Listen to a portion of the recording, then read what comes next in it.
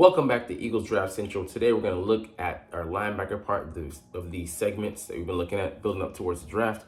It's coming up on Friday for me, Thursday for you, pretty soon. And what we're going to do in the first round, could it be one of these guys? Nah, come on, how we ain't going that route. But let's assess what we do have there to add to the coffers and look at these guys and see what they could potentially bring and where they might potentially go if they were drafted by the Eagles, as well as where they're just going to go in general, because some of these guys are going to be beyond our reach, to be honest with you. But anyways, let's get into it. What's up? It's your boy Cintron coming back at you with another analysis video. And I kid you not, that's my real name. 2024 NFL Draft Position Rankings Linebackers. This is a position that's given us trouble because in past years we haven't put a lot of stock into it. We put, the bare minimum amount of resources and we got the bare minimum production. Last year, 2023 was horrible. We were decimated by injuries. Nakobe Dean, our prized third-round pick in 2022, went down, and replacements weren't that much better. We brought in over-the-hill linebackers. Brought in guys that, he had some guys on the roster who just weren't good enough and just weren't prepared. Too early. They're not mature yet. So we went out and signed a guy in Devin White in free agency from the Tampa Bay Buccaneers, who, has some good measurables. He ran a 4.42 coming into the league, and he had an all-pro season, even though PFF has never given him a season where he's had a good ranking. I don't give a what they're saying. He can be a talented player. His down season last year, 83 tackles, 86 tackles, 2 picks, and a handful of sacks, was a down year for him, which would have been a pretty stellar year, the best year for a linebacker here, and one of the best we've seen in over the course of the past years, even given TJ Edwards' excellence. But like I said, we let guys, we cut them free because we ascribe to the running back philosophy where they're interchangeable. We bring them in, low cost, low value contracts, and then let them go after their initial draft period. We sign them for a 4-year deal, let them go off and go elsewhere. So also had a decent linebacker in I forget his name, came up from the Chargers last year. We let him go as well. So we had to replace both safeties and both linebackers, and it just was not a winning formula for us. So we patchworked, or I say it doesn't work with the safety group. Linebackers as well, like I said, bringing in that guy that former star, former All-Pro, former Pro Bowler from the Tampa Bay Buccaneers. I think if him and Dean are able to stay healthy, they'll be able to just have each other's backs. He'll be able to farm the land in behind, Dean, and let Dean play the run. I think he's a good run defender. And pass coverage, he's working on it. We'll see what he offers, but this is really a make or break year for him in year 3. And hopefully he can stay healthy. He's almost back from that Liz Frank injury. He said he's about 90% back. I think he's out of the boot now, so we'll see. But we still need a guy for the future because Devin White will not be here next year. He's slated to make a hell of a lot more money than he's making on a $7.5 million, I think, max deal with us. But we need someone for the future coming in 2025 that can start, and that would be a good way to go. Get a guy in on day 2 or day 3, or a couple of guys that can hopefully apply their trade here in Philly and have long-lasting success. Because you look at the Kansas City linebackers, that's my model for what we should be trying to have in our linebacker room. Invested some picks in Willie Gay and I forget the other guy's name, 2 second-round picks, and they balled out. Nick Bolton. I don't think he might have been out of Missouri, but both fast guys, like 4.4, 4.5 guys, and they're just flying all over the field making plays and using their athleticism, to play in the modern day NFL. And we need guys like that. We got dinosaurs at the position, or guys that just aren't physically good enough or talented enough, that might have a high IQ, but their body can't keep up with their brain's processing power. So TJ Edwards is one of the best linebackers we've had in years. We allowed to escape, and we didn't replace him. Paid the price for that, and Howard Roseman said, "Hey, I'm going to go with a different approach this year." So let's look at some of the guys that we can potentially bring in on day 2 or day 3. So this guy's got to be at the top of the list, the rankings. Payton Wilson, he blazed the NFL Combine, had a 4.43 40. Showed off his athleticism at 240 plus. He's like 6'3", borderline 6'4". Can play in coverage. Had like 2 or 3 picks last year. I think might have had a sack too, but look at him just flying all over the field. He's the first man there, and if he's not, he's coming with authority to clean up like Barney. And if it wasn't for his injury history, he'd be a lock as a first-round linebacker, but he'll be most likely available day 2, and but he won't be there for long. Someone's going to take a chance on that potential, and they very well could on day 1 as well. So he probably is out of our reach, but I would love to have him as our linebacker 3. He could be playing in our big nickel and have a huge effect on his defense and be ready to pop off in 2025. Another guy who I love, Adrian Cooper, the linebacker out of Texas A&M. He had 8 sacks last year. He just is very sudden. Ran a 4.51, and his athleticism is easy to see on display. He just, screens stuff. He sniffs out. He just is always shining on the spot, moving around, able to get around tackles. He can drop into some zones. He needs to work on that part of his game, but man, he gives you a lot to consider. Sizable guy, 6'3", lighter, 230, but he's able to play the run. He plays with ultra aggressiveness, getting there before anyone else, sniffing out things, and he has some anticipation, issues to work on, but you like the player you have to work with. So again, I would love to see him on day 2. But he's not going to last that long either into day 2 if he goes there as well. Junior Colson, a guy with good potential. He's smart, big guy, 6'3", 240, can run, can flip his hips and run with some of the more athletic, tight ends and such as that. But he's not as good in coverage as the guys above.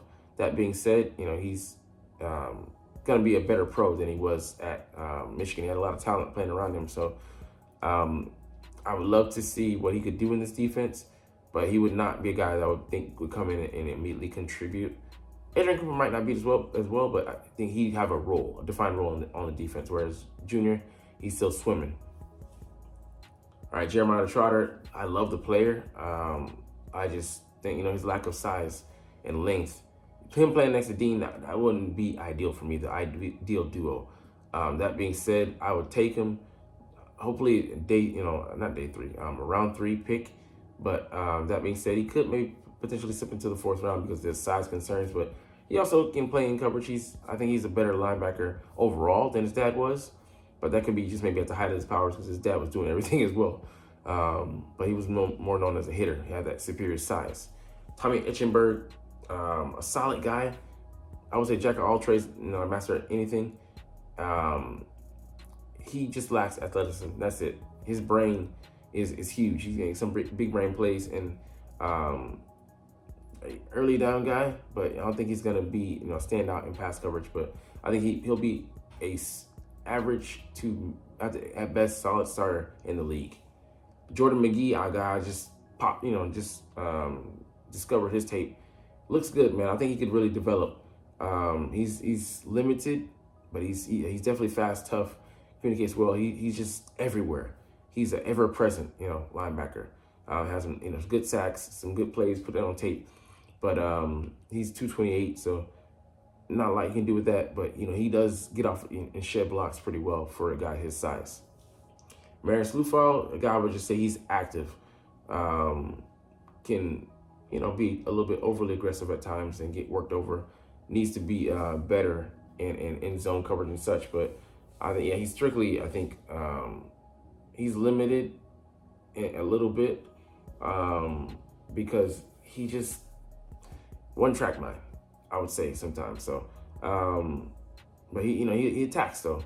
So I'll give him that. He is aggressive. So I think he'll do well in more so in the 3-4 where he has people that can have his back. Whereas in a 4-3, he might be a little bit more isolated. Cedric Gray, I think he's also a pretty good all-rounder. He had 200, 30, 40, 50 plus tackles. And he definitely would be a good linebacker, can run. Had some picks as well. But he's got to get better on some mental aspects of the game. That's why he probably will slip to the 4th, 5th round. But, he'd be a nice guy to pick up. Trevor Wallace, man, he's also active. Ran a 4.51. He's impressive with it. His physical side of the game. But he needs to get better at the mental as well. And he can over pursue things and let some things fly over his head. But he's definitely an athlete out there playing linebacker. You can see that. Reminds me of the Kansas City Linebackers. Bertrand also, you know, his brain is bigger than anything else. Speaks for him, you know, for him on the field. But also, I think he'd be better in the 3-4. He's not as athletic, competitive yet, undersized. So a guy you would have a borderline backup that could potentially just be an adequate holdover guy. All right, let's get into some of the other linebacker rankings that we haven't seen. They're not on the list. Tyron Hopper has an interesting game, very productive, versatile, pass breakups, sacks, tackles for loss. You see that. He has, you know, decent enough athleticism, but you know, him, you know, switching programs. Yeah, I mean, why was he producing at Florida? There's some questions there. We've covered this guy, covered him. This guy could definitely be an outstanding coverage linebacker. You don't see it this often in reverse. More so, you hire these guys for the run game. And like, let's see, what's his name? Maris needs to develop more in the run game. That's like, his coverage is solid, but, you know, he needs to be better at, you know, pulling the trigger downfield and being in the right place. You know, like, it's your main job. Should be your main job, buddy. So Edifon Olofosio at Washington, definitely, and like, he's explosive. So, you know, he's going to get there in a hurry and he's going to be effective. But I mean, you have like, yeah, dime linebacker. I wouldn't be opposed to having a guy like that. So maybe you look at him on a, you know, day 3 prospect guy, early day 3, you know, 4th, maybe latest 5th round guy that can come in and you know, give you that linebacker size while not sacrificing that much in coverage compared to a DB. Even though, of course, he's not going to give you, you know, DB quite give you DB snaps, but, you know, pretty good fill-in. Let's see. I think that's it for the guys here, but there's a couple more. Michael Barrett, don't even know about him, to be honest. He's the other Michigan guy. Still Chambers, heard about him a little bit. And he's the guy that needs to develop more. He's a backup right now, but he could develop into an average starter. But he has some good physical tools to work with. An athlete out there, former running back in high school. Dallas Gant, a backup, you know, a depth guy that you want to have on the roster, but he'll never be a starter for you, ideally. And Curtis Jacobs, don't even know about him, to be honest. I think his draft stock kind of tanked.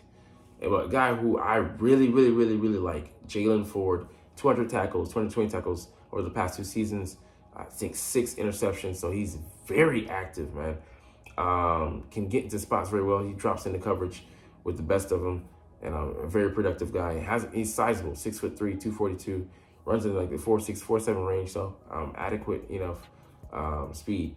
But he's a guy that needs to develop for a year or 2. But I think for me, he could be a quality starter for you. So those are the linebackers. Those are the guys that we're looking at. But hey, you're not even watching though. But it's all good because I love talking about the Eagles and I love making these videos. So officially, we're gonna chunk the deuces. But as always, it's fly Eagles fly, and let's motherfucking go. Like, comment, share, and subscribe if you like. Thanks for watching. Check me out at Cintron, Cintron Anime, Cintron Life, or Cintron Laughs, or other social media.